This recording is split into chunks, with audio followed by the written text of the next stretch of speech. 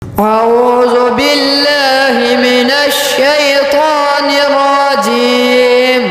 بسم الله الرحمن الرحيم. والنجم إذا هوى ما ضل صاحبكم وما غوى وما ينطق عن الهوى إن هو إلا وحي يوحى. علمه شديد القوى ذو مرة فاستوى وهو بالأفق الأعلى. ثم دنا فتدلى فكان قاب قوسين أو أدنى. فأوحى إلى عبده ما أوحى. ما كذب الفؤاد ما رأى. أفتمارونه على ما يرى ولقد رآه نزلة أخرى عند سدرة المنتهى. عندها جنة المأوى إذ يغشى السدرة ما يغشى.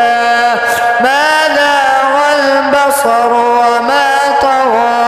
لقد رأى من آيات ربه الكبرى.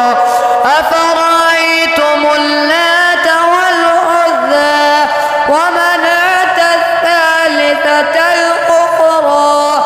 ألكم الذكر وله الأنثى. تلك إذا قسمة ضيزى. إن هي إلا أسماء سميتموها أنتم وآباؤكم ما أنزل الله بها من سلطان. إن يتبعون إلا الظن وما تهوى الأنفس ولقد جاءهم من ربهم الهدى. أم للإنسان ما تمنى. فلله الآخرة والأولى. وكم من ملك في السماوات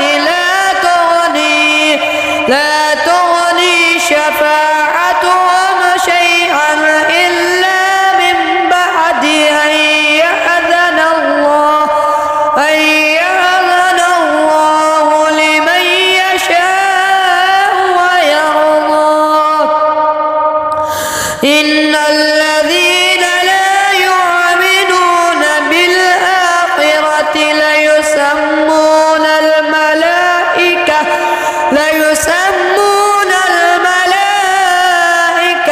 تسمية الأنثى وما لهم به من علم. إن يتبعون إلا الظن وإن الظن لا يغني من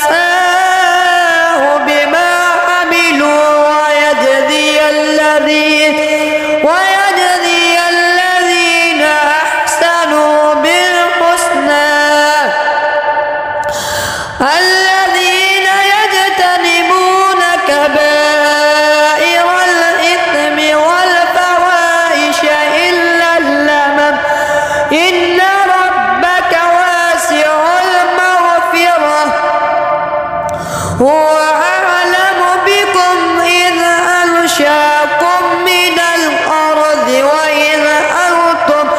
وإذ أنتم أجنة في بطون أمهاتكم فلا تزكوا أنفسكم هو أعلم بمن اتقى. أفرأيت الذي تولى وأعطى قليلا وأكدى أعنده علم الغيب فهو يرى أم لم ينبأ بما في صحف موسى وإبراهيم الذي وفى ألا تزر وازرة وزر أخرى وأن ليس للإنسان إلا ما سعى وأن سعيه سوف يرى ثم يجزاه الجزاء الأوفى وأن إلى ربك المنتهى وأنه هو أضحك وأبكى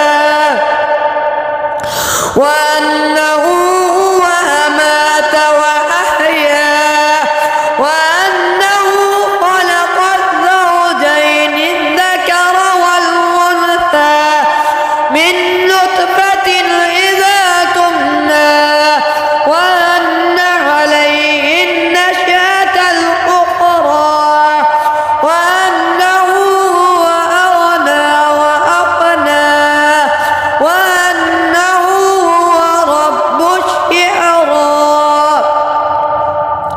وأنه أهلك عادا الأولى وثمود فما أبقى وقوم نوح من قبل إنهم كانوا هم أظلم وأطغى والمؤتفكة أهوى فغشاها ما غشا فبأي آلاء ربك تتمارى